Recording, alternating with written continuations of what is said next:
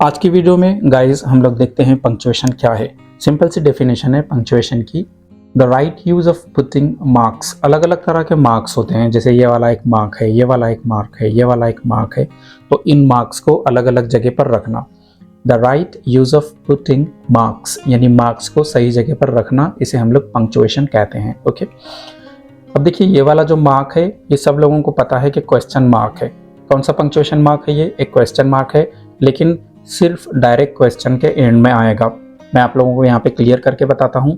In the end of a direct question, जैसे कि what is your name, ये एक डायरेक्ट क्वेश्चन है, इसलिए हमने यहाँ पर एक क्वेश्चन मार्क रखा है। या फिर आर यू ऑल राइट, ये भी एक डायरेक्ट क्वेश्चन है, इसलिए हमने यहाँ पे क्वेश्चन मार्क रखा है। बट यहाँ पर देखिए ही आस्क्ड मी, उसने मुझसे पूछा इफ आई वॉज राइट, क्या मैं ठीक हूँ। तो ये वाला जो है ये इनडायरेक्ट क्वेश्चन है। इस स्पीच को क्या कहेंगे आप? Indirect speech. तो यहाँ पर आप क्वेश्चन मार्क नहीं रखोगे, ठीक है। It is not a direct question, यहाँ पर ये बात ध्यान में रखनी है। ये देखिए ये वाला जो मार्क है पंक्चुएशन मार्क, इसे आप डैश कहोगे। हाइफन भी ऐसे ही होता है, लेकिन ये देखिए to show a sudden stop, एक अचानक आप बात में कहीं रुके हैं, कहीं थोड़ी देर के लिए पॉज किया है आपने, तो वो बताने के लिए डैश का यूज़ होता है। It is bigger than hyphen, और ये हाइफन से बड़ा होता है। ऐसे समझ लो कि डैश एक लाइन होती है छोटी सी, लेकिन हाइफन से बड़ी लाइन होती है। याद रहेगा, डैश क्या है? एक हाइफन से बड़ी लाइन है जो ये बताती है कि अचानक कोई बात करते हुए रुका है। मैं यहाँ पे एग्जाम्पल के थ्रू आप लोगों को बताता हूँ। If my husband were alive, अगर मेरे हस्बैंड जीवित होते, जिंदा होते, और यहाँ पर डैश है। But why think of that now, लेकिन अब उसके बारे में क्या सोचना। तो यहाँ पर क्या हुआ है, कोई बात चल रही थी और अचानक बीच में उसे रोका गया है। ओके, और यहाँ से दूसरी बात कंटिन्यू हुई है। To show a sudden stop, अचानक रुका गया है। वहाँ पर एक दूसरी एग्जाम्पल है, दोज वेयर द डेज, यार वो जो दिन थे, क्या दिन थे वो, और फिर अचानक रुक करके टॉपिक बदला गया है। एनीवे लुक एट दिस, खैर छोड़ो, ये देखो मैं क्या तुम्हें बता रहा हूँ इस तरह से। क्लियर? एक बार रिवीजन के लिए बोलता हूँ। डैश एक आड़ी लाइन होती है छोटी सी, लेकिन ये हाइफन से बड़ी होती है, और जब बात करते करते अचानक हम रुककर टॉपिक बदलते हैं तो वहाँ पर हम लोग डैश का यूज़ करते हैं। दोस्तों, ये चैनल है हमारा JEFY Javed English for you, और इस पर जो हम लोगों ने फ्री इंग्लिश स्पीकिंग क्लास शुरू कर रखी है उसका लेक्चर नंबर 21 है ये। अगर आप पहले लेक्चर्स देखने में इंटरेस्टेड हैं तो आप लोग हमारे चैनल पर प्लेलिस्ट पर जा सकते हैं, JEFY free English speaking course. वहाँ इससे पहले के 20 लेक्चर्स आप लोगों को देखने मिल जाएंगे। चैनल हमारा सब्सक्राइब करें, बेल नोटिफिकेशन को दबाएं। वीडियोज़ अगर आप लोग पसंद करते हैं तो उन्हें लाइक, कमेंट और शेयर करें। आगे देखते हैं हम लोग। ये देखिए हाइफन, हमें पता है हाइफन डैश से छोटी लाइन होती है ना, लेकिन इसका यूज़ क्या है? ये देखिए hyphen is smaller than dash, कि भैया डैश से थोड़ी सी छोटी लाइन होगी। It is used to join parts of a compound word, और जो कंपाउंड वर्ड होता है उनको जोड़ने के लिए हाइफन का यूज़ करते हैं हम लोग। अब कंपाउंड वर्ड क्या होता है? ऐसा कोई भी वर्ड जो दो वर्ड्स या दो वर्ड से ज़्यादा से मिलकर के बना हो उसे हम लोग कंपाउंड वर्ड कहेंगे, ठीक है। कंपाउंड वर्ड जो दो या ज़्यादा वर्ड से मिलकर के बना हो। एग्जाम्पल देखिए, आई सॉ होना चाहिए था अ पासर बाई, मैंने एक राहगीर को देखा। अ पासर एंड बाई दो वर्ड से मिलकर के बना है, तो उसके बीच में हमने हाइफन दिया है ना। He is a jack of all trades, ये वाला जो वर्ड है ये एक कंपाउंड वर्ड है, क्योंकि किससे मिलकर बना है? ये 1, 2, 3 एंड 4, 4 अलग अलग वर्ड से मिलकर के ये बना है, तो इनके बीच में हमने हाइफन को यूज़ किया है। ओके, रिवीजन के लिए हम बोल सकते हैं हाइफन एक छोटी सी लाइन हो सकती है जो डैश से छोटी होती है और कंपाउंड वर्ड्स के बीच में दी जाती है। क्लियर? ये वाला देखिए काफ़ी इंटरेस्टिंग है, एपोस्ट्रोफी। किस तरह से इसे बताते हैं हम लोग? ऐसे इसका निशान होता है। क्यों देते हैं हम लोग एपोस्ट्रोफी, ये पंक्चुएशन मार्क इंग्लिश लैंग्वेज में? To show the omission of letter और लेटर्स। जहाँ कहीं भी इंग्लिश लैंग्वेज में हमने एक लेटर नहीं लिखे या एक से ज़्यादा लेटर्स को हमने नहीं लिखा है, उन्हें छोड़ दिया है, ओमिशन यानी छोड़ दिया है, तो ये बताने के लिए हम लोग एपोस्ट्रोफी देते हैं। ये देखिए एग्जाम्पल्स में डू और नॉट, इसको मिलाकर के आप डोंट लिखते हैं, यानी आपने क्या नहीं लिखा है यहाँ पे, ये वाला जो ओ था इसको कट कर दिया आपने, तो उसकी जगह पर एपोस्ट्रोफी देना पड़ा। या वॉज और नॉट, यहाँ पर ये वाला जो ओ है इसे कट किया है तो वहाँ पर एपोस्ट्रॉफी लिया हम लोगों ने, आई और एम, इसमें ए को कट किया हमने तो उसकी जगह एपोस्ट्रॉफी आया। तो एपोस्ट्रॉफी इस टाइप का जो निशान होता है, जो पंक्चुएशन मार्क होता है, उसका पर्पस क्या है, ये बताना है कि भैया यहाँ पर कोई लेटर था, उसकी जगह पर एपोस्ट्रॉफी रखा गया है। ये पहला वर्क है एपोस्ट्रॉफी का। एक और वर्क होता है दूसरा वाला जो एपोस्ट्रॉफी का काम है, वो ये है to make plurals of letters and numbers. English के जो लेटर्स हैं उनकी अगर आपको प्लूरल बनानी हो या नंबर्स की प्लूरल बनानी हो तो आप एपोस्ट्रॉफी का यूज़ करते हैं। ये देखिए, underline all the ends on the page, page पर जितने भी एन लिखे हैं उनको अंडरलाइन करो।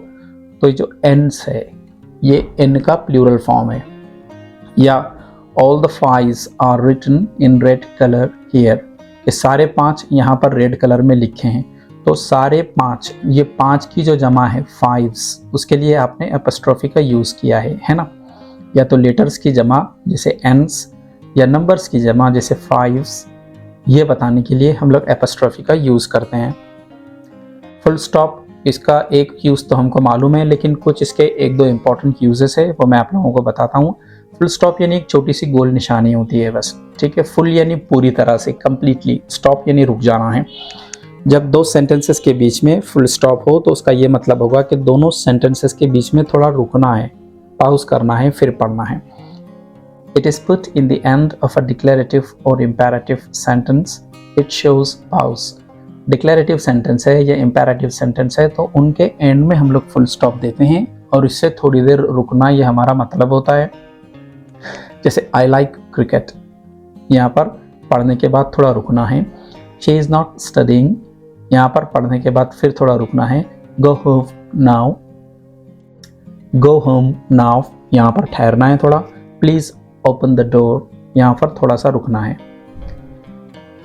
But if there are many full stops, it means that the speaker hasn't completed his or her statement. लेकिन अगर कई सारे फुल स्टॉप्स हों तो इसका मतलब है कि जो स्पीकर है, जो बोलने वाला है, उसने अपनी बात पूरी नहीं की है। यहाँ पर देखिए, Raju said if you give me 5,000 rupees now I, यानी राजू ने बोला कि अगर तुम मुझे अभी 5,000 रुपये दो तो मैं, और राजू आगे कोई बात कहने वाला था, है ना। 3 फुल स्टॉप्स हैं, यानी उसकी बात कंप्लीट नहीं हुई थी, तब मीना ने उसकी बात काट दी। शट अप, यानी बकवास बंद करो। तो एक फुल स्टॉप का मीनिंग तो होगा कि यहाँ पर थोड़ी देर ठहरना है, लेकिन मल्टीपल फुल स्टॉप्स अगर हों तो उनका मीनिंग ये होगा कि स्पीकर की जो बात है वो कंप्लीट नहीं हुई है, यहाँ पर डायलॉग कंप्लीट नहीं हुआ है, किसी ने उसकी बात काट दी है। ओके। फुल स्टॉप का एक दूसरा छोटा सा यूज ये है अब्रीविएशन के लिए। अब्रीविएशन कहते हैं हम लोग शॉर्ट फॉर्म को। जैसे मास्टर ऑफ आर्ट्स, उसका अब्रीविएशन होगा MA, या मेंबर ऑफ पार्लियामेंट, इसकी जो एब्रीविएशन है वो होगी MP। लेकिन याद रखो, अब्रीविएशंस के बीच में फुल स्टॉप्स देना ज़रूरी नहीं है। आजकल जो मॉडर्न इंग्लिश लिखी जा रही है वो सीधे ऐसे लिख देते हैं बिना फुल स्टॉप्स के, MA, member master of arts, MP, member of parliament, इस तरह से। कॉमा इस तरह से इसे देते हैं। काफ़ी सिंपल सा लॉजिक है कॉमा के पीछे कि थोड़ी देर रुकना है। यहाँ पे फुल स्टॉप के इतनी देर नहीं रुकना है। मान लो फुल स्टॉप में आप 2 सेकंड के लिए रुक रहे हो तो कॉमा में आप सिर्फ 1 सेकंड के लिए रुकोगे। ओके। तो क्या पर्पस है कॉमा का? फॉर शॉर्टेस्ट पाउज, यानी थोड़ी देर के लिए आपने ठहरना है, रुकना है। जैसे he lost land, money and reputation, तो यहाँ पर लैंड और मनी को सेपरेट करने के लिए हमने कॉमा दिया। I bought pens, pencils, books and toys. अब यहाँ पर देखिए, पेन्स, पेंसिल्स, बुक्स, इनको सेपरेट करने के लिए हमने यहाँ पर कॉमास दिए हैं। एक याद रखने जैसी बात यह है कि एंड के पहले कभी कॉमा नहीं आता। आप ऐसे नहीं बोल सकते I bought pens, pencils, books और बुक्स के बाद कॉमा दो आप और एंड लिखो, ऐसा नहीं होगा। एंड के पहले कभी भी कॉमा नहीं आएगा। कॉमा का एक दूसरा यूज होता है फॉर एड्रेसिंग पीपल, लोगों को एड्रेस करने के लिए। जैसे कम हियर मोहन, तो एक साथ नहीं लिख सकते आप लोग, यहाँ पर कॉमा देना ज़रूरी है। लिसन टू मी लिजा, यहाँ पर कॉमा देना ज़रूरी है। एक और इम्पॉर्टेंट चीज़ है apostrophe and comma difference. Apostrophe भी ऐसे ही दिखता है, कॉमा भी ऐसे ही दिखता है, तो कैसे पहचानोगे कि सर ये एपोस्ट्रोफी है और सर ये कॉमा है? काफ़ी सिंपल सा लॉजिक है उसके पीछे। ये देखिए राजूज, यहाँ पर जो है एपोस्ट्रोफी है क्योंकि ये ऊपर की साइड में है, बराबर है।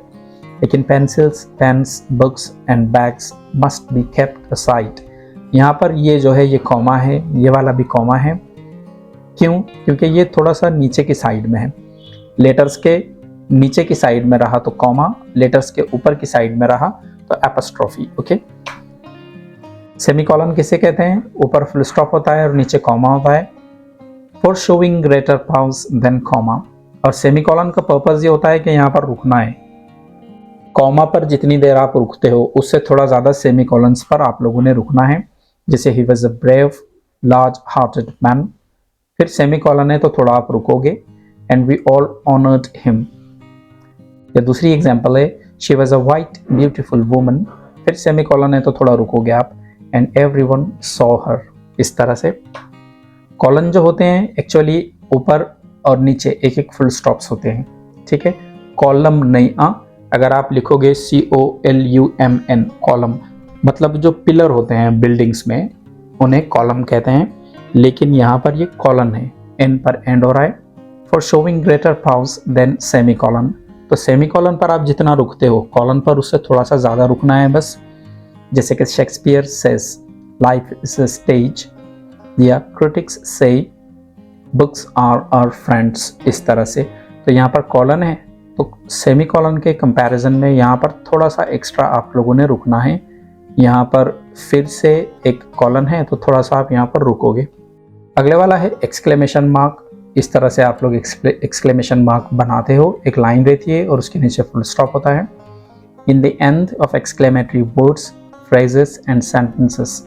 अक्सर स्टूडेंट्स क्या समझते हैं कि एक पूरा एक्सक्लेमेटरी सेंटेंस रहा तब हम लोगों ने एक्सक्लेमेटरी मार्क रखना है। ऐसे नहीं है, आप वर्ड के एंड में रख सकते हो। जैसे कि ऑफ, यहाँ पर थोड़ी सी हैरत हुई है, यहाँ पर थोड़ा सा एक्सक्लेमेशन हुआ है तो आप ये मार्क रख सकते हो। फ्रेजेस के एंड में रख सकते हो, जैसे दिस मच, इतना सारा, यहाँ पर फिर से एक्सक्लेमेटरी मार्क है। या फिर सेंटेंसेस, जैसे कि व्हाट अ वंडरफुल वाटरफॉल, यहाँ पर एक सेंटेंस के एंड में आप फुल स्टॉप रख सकते हो। डिपेंड करता है कि आपको हैरत हुई है, ठीक है। चाहे एक वर्ड से बताओ आप, एक फ्रेज से बताओ या फिर एक सेंटेंस से बताओ। इन्वर्टेड कॉमास, इसका तो हमें पता है, इन वालों को ओपनिंग इन्वर्टेड कॉमास कहते हैं, इन वालों को क्लोजिंग इन्वर्टेड कॉमास कहते हैं। For the exact words of a speaker, किसी की कही हुई बात को जैसे कि वैसे हमें कहना हो तो हम लोग इनके बीच रखते हैं। जैसे शी सेड, उसने कहा, हाउ आर यू, आप कैसे हो। या I am not your friend said Raju, तो राजू की जो कही हुई बात है उसे आप डबल इन्वर्टेड कॉमास के बीच में रखोगे। यहाँ पर शी, इनकी जो कही गई बात है उसे आप डबल इन्वर्टेड कॉमास के बीच में रखोगे। सो दैट्स इट फ्रेंड्स, ये था हमारा स्पोकन इंग्लिश का लेक्चर। वीडियो लाइक, कमेंट और शेयर करें। जल्दी मिलते हैं नए वीडियो में, तब तक के लिए take care and good bye.